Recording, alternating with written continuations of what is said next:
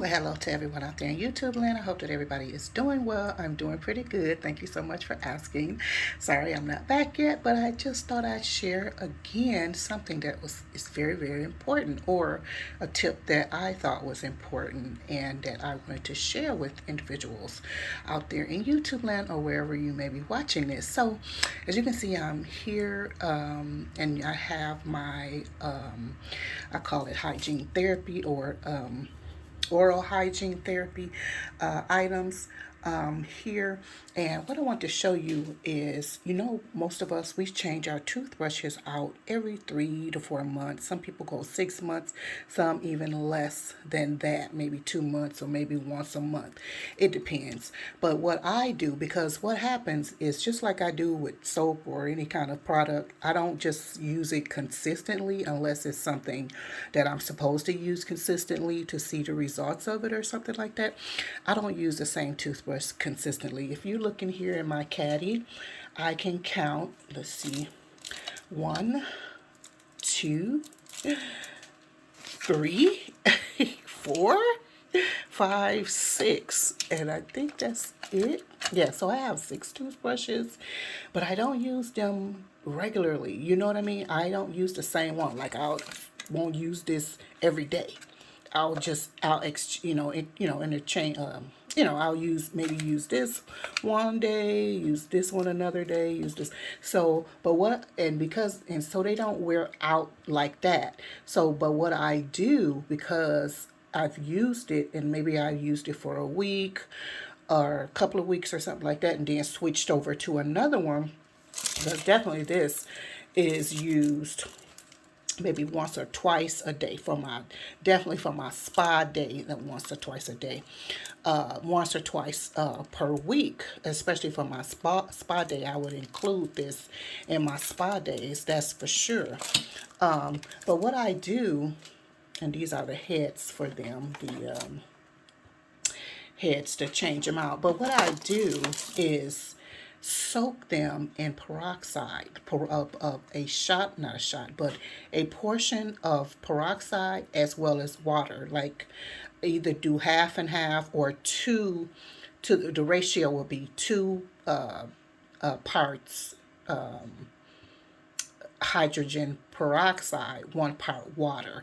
And I will soak, use a, container or whatever, and soak the ones that I've been using in that. Because like I said, you change them out, but I'm not changing mine out that quickly because I'm not using it on a consistent basis. So what I do is, if the one or two that I would have been using, I've used a couple of weeks or something like that, but I know that I'm not going to get right back to them. I soak them at least for one whole day and then rinse them out. This is even something good to do before you even use them, because who knows where these things have really been before we use them. We just open up the packet, rinse it off, and we think that, it's okay. But, we don't know unless you've been on a field trip to the toothbrush factory, or you work at a toothbrush factory. We don't really know how they are made, what sanitary stages they go through, et cetera, et cetera, et cetera. So that is what I do. Just want to put that tip out there. Soak your toothbrush and sanitize it and disinfect it. You know what I mean? Especially if you're like I am, a serial toothbrush keeper. Or whatever. And these are just some of, and yeah. So, and then these are just some of the, like I got a food grade hydrogen peroxide here, and I make my own. I haven't bought this mouth rinse in a long time. I just keep the bottle, but I make my own mouth rinse or brushing rinse. And these are just some of the oils that I use to make that. This is oregano, which is very good for germs and healing and things like that. I have my tingle mint. Sorry, it's not tingly mint, which is a very nice flavor. It's not Sorry, it's not focusing. But anyway, tingly mint. There it is. And it is a very nice flavor. I think I've bought this at least 3 times. I think this is the third bottle I've purchased. There is spearmint, which is really, really nice. What else I have in here? I probably have tea tree or some orange or something in here, I'm sure. Let's see what this is. Oh, this is eucalyptus, but I think this is just sitting here. I don't use the eucalyptus, but I definitely will put a drop or two of a tea tree in it.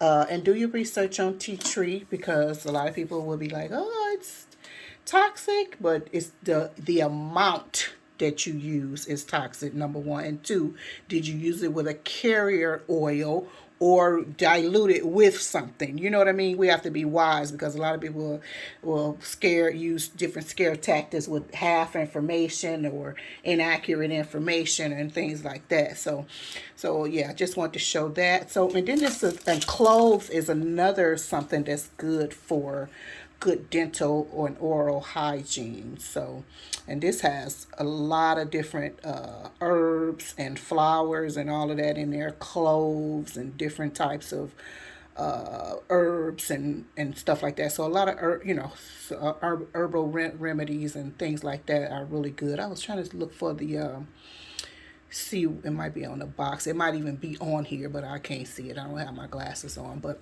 things like that.